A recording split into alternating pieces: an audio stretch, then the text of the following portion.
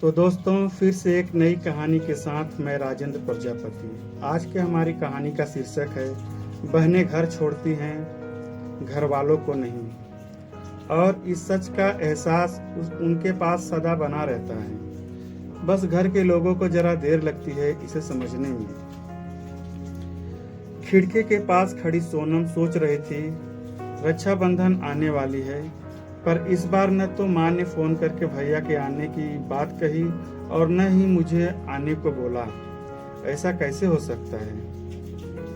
सोनम ने आंखें बंद करके भगवान को मनाया, हे भगवान, बस ठीक हो सब कुछ। उसके बाद सोनम अपने सास के पास गई और उनसे कहा, माँ जी, मुझे बहुत डर लग रहा है, पता नहीं क्या हो गया, मायके वाले मुझे कैसे भूल गए इस बार। सास ने इजाजत देते हुए कहा, कोई बात नहीं बेटा, तुम एक बार खुद जाकर देख आओ। सास की आज्ञा मिलने भर की देर थी कि सोनम अपने पति के साथ मायके पहुंच गई, परंतु इस बार घर के अंदर कदम रखते ही उसे सब कुछ बदला बदला सा महसूस हुआ।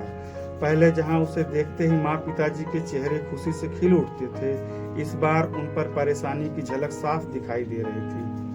और पहले भाभी उसे देखते ही दौड़ी चली आती थी और प्यार से गले लगा लेती थी, पर इस बार दूर से ही एक हल्की सी मुस्कान दे डाली।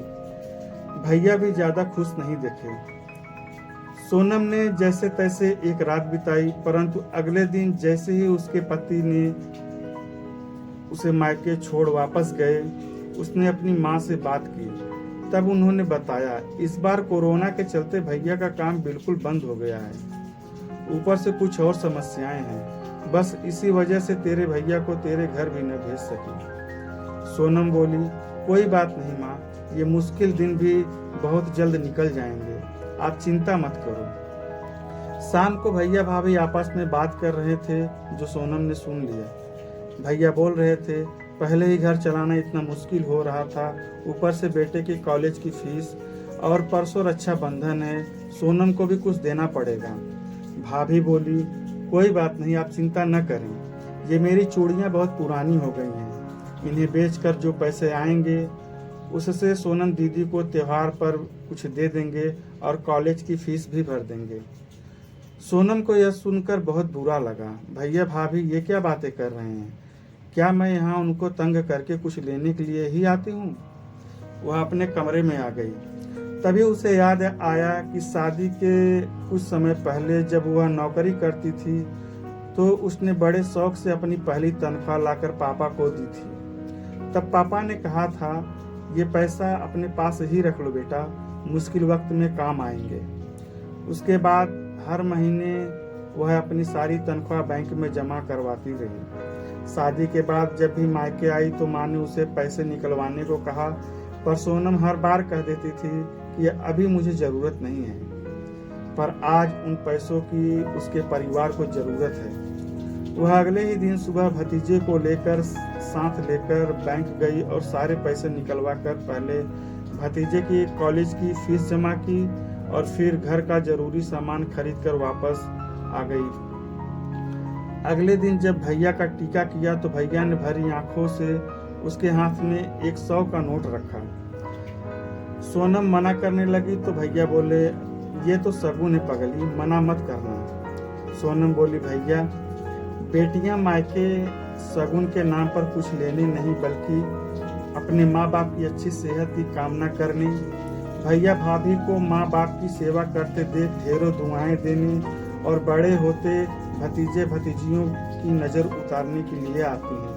और बेटियां जितनी बार मायके की दहलीज पार करती हैं, ईश्वर से उस दहलीज की सलामती की दुआएं मांगती हैं। जब मुझे देख माँ पापा के चेहरे पर रौनक आ जाती है, भाभी दौड़कर गले लगाती है, आप लाड़ प्यार दिखाते हैं, तो मुझे मेरा शगुन मिल जाता है। उसके बाद अगले दिन सोनम ने मायके से विदा लेकर ससुराल जाने के लिए जैसे ही दहलीज के पार कदम रखा कि भैया का फोन बज उठा। उन्हें अपने व्यापार के लिए बहुत बड़ा ऑर्डर मिला था। वे सोचने लगे, सचमुच बहन बेटियां मायके कुछ लेने नहीं बल्कि अपनी बेशकीमती दुआएं देने आती हैं। जब वे घर की दहलीज पार कर अंदर आती हैं तो बरकत भी अपने आप भीतर चली आती है। हर बहन बेटी के दिल की तमन्ना होती है कि उसका मायका हमेशा खुशहाल रहे और तरक्की करे।